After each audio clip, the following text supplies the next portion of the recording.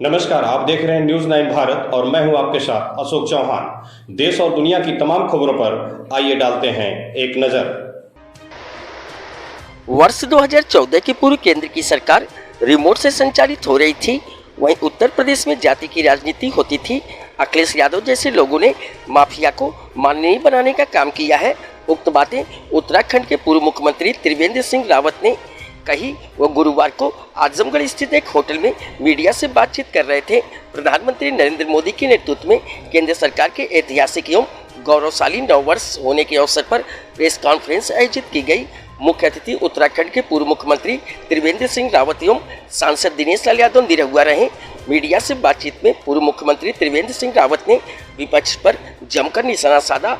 उन्होंने केंद्र सरकार से लगाए प्रदेश सरकार की योजनाओं को गिनाया। कांग्रेस पर निशाना साधते हुए कहा कि उनके समय में चीन भारत पर कब्जा कर रहा था, लेकिन प्रधानमंत्री नरेंद्र मोदी की सरकार में चीन को पीछे हटना पड़ा। कश्मीर को लोग भारत से अलग देश मानते थे।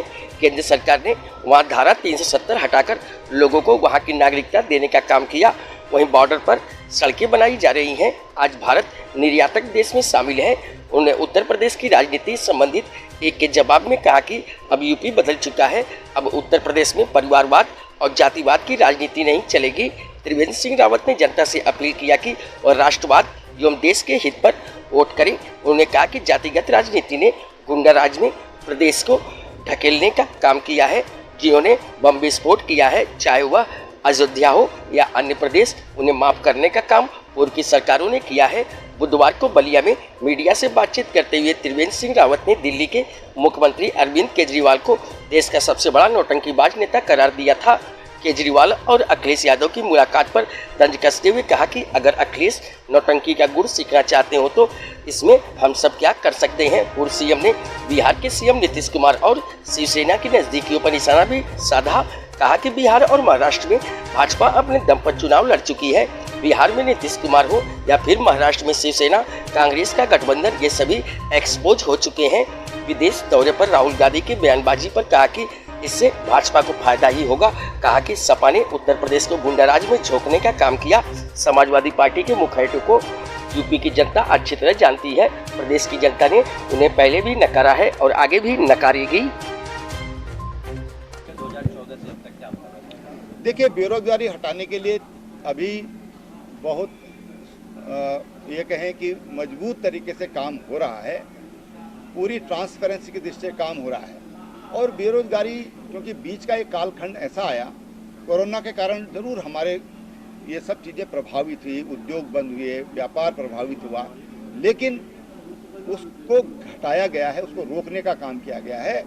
और आगे चल करके माननीय प्रधानमंत्री जी ने कहा कि भाई रोजगार मेले लगाइए और खुले में आप ये रोजगार के जो उनकी नियुक्ति पत्र हैं वो देने का काम करें। तो जहाँ जहाँ भी भारतीय जनता पार्टी की सरकारें उसको फॉलो कर रही हैं। देखो भाई, जब किसान, देखिए, जब मूल्य वृद्धि हुई है, स्वाभाविक फेनोमेना है। दुनिया की तुलना में अगर आप देखेंगे तो भारत की महंगाई दर सबसे कम है दुनिया की तुलना में।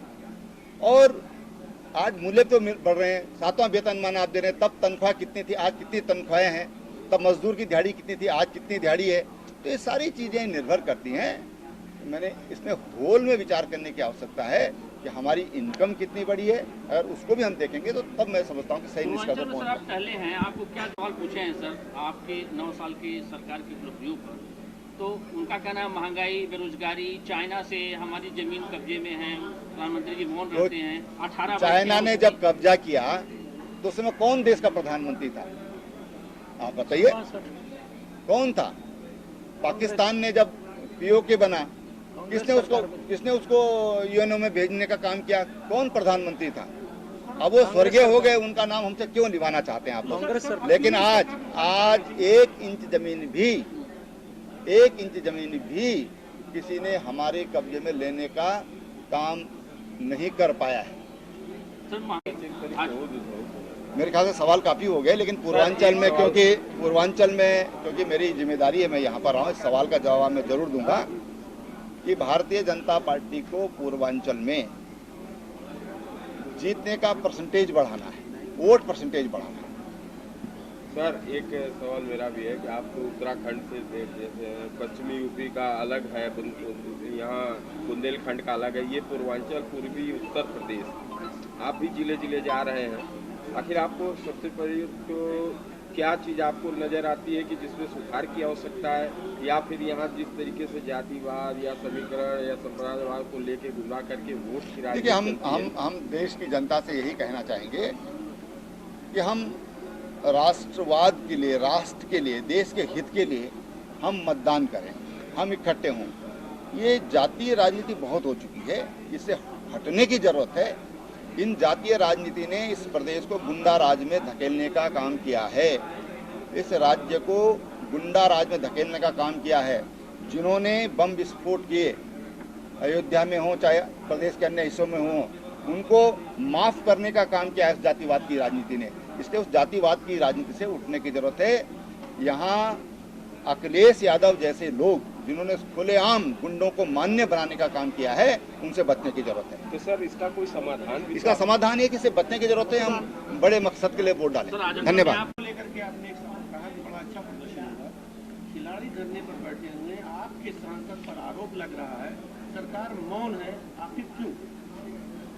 देखिए भाई, एक तो बताओ, मैं खिलाड़ियों ने अपनी नौकरी भी ज्वाइन कर ली है और धरना भी समाप्त कर दिया है, और जिस खिलाड़ी ने, जो नाबालिग है, जिसने आरोप लगाया था, उसने आरोप भी अपने वापस ले लिए। दूसरी बात जो उससे भी महत्वपूर्ण बात है कि कोई भी किसी पर आक्षेप लगाता है, आरोप लगाता है, तो उसकी एक प्रक्रिया है, हमारे संविधान के मुताबिक उसकी जांच होती है। जो उन्होंने कहा उनको जांच में उनके लोगों को रखा गया, कोर्ट में भी कोर्ट अपना काम कर रहा है, पुलिस अपनी जांच कर रही है, तो मैं समझता हूं कि उसकी प्रतीक्षा करना चाहिए। नहीं सर, आपकी बात उस प्रतीक्षा करना चाहिए। आप आखिर किसी पर भी कोई कार्रवाई करते हैं, एक मर्डर हो जाता है, उस पर कार्रवाई होती है, तो उसके लिए भी एक प्रोसीजर है, इसलिए प्रोसीजर के तहत सब काम हो रहा है। सर, महंगाई बढ़ रही है, विपक्षी एकता में क्या कहेंगे जिस तरीके से 24 को लेकर एकजुट हो रहे हैं, पटना में हो रहा है? ये तो भैया ऐसा है कि उनको मोदी जी का भय सता रहा है और ऐसे सब इकट्ठा हो रहे हैं, सब इकट्ठा हो रहे हैं, भय के कारण इकट्ठा हो रहे हैं। कोई उसके पीछे कोई देश की चिंता है, कोई सकारात्मक सोच है, ऐसा नहीं है।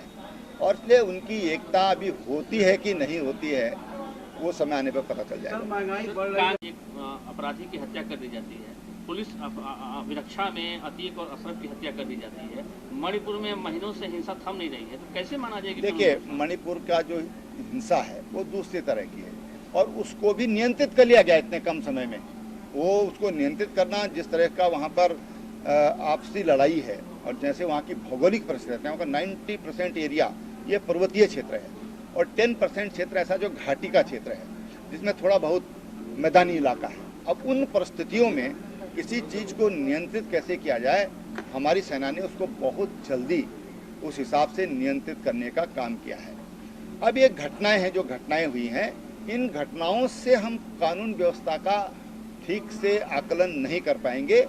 होल में हमको विचार करना पड़ेगा कि आज क्या हम खुले में घूम रहे हैं, हमारे जो लोग हैं, नागरिक हैं, अपने आप को सुरक्षित महसूस कर रहे हैं, तो उसका जवाब आप पाएंगे, वो सकारात्मक पाएंगे।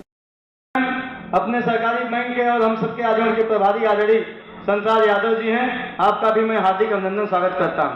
हमारे बीच में अपने जयप्रकाश शाही जी। यहाँ खबरों का सिलसिला कभी नहीं थमता, सिर्फ और सिर्फ बने रहिए न्यूज़ 9 भारत पर। अब चाहूंगा इजाजत, नमस्कार।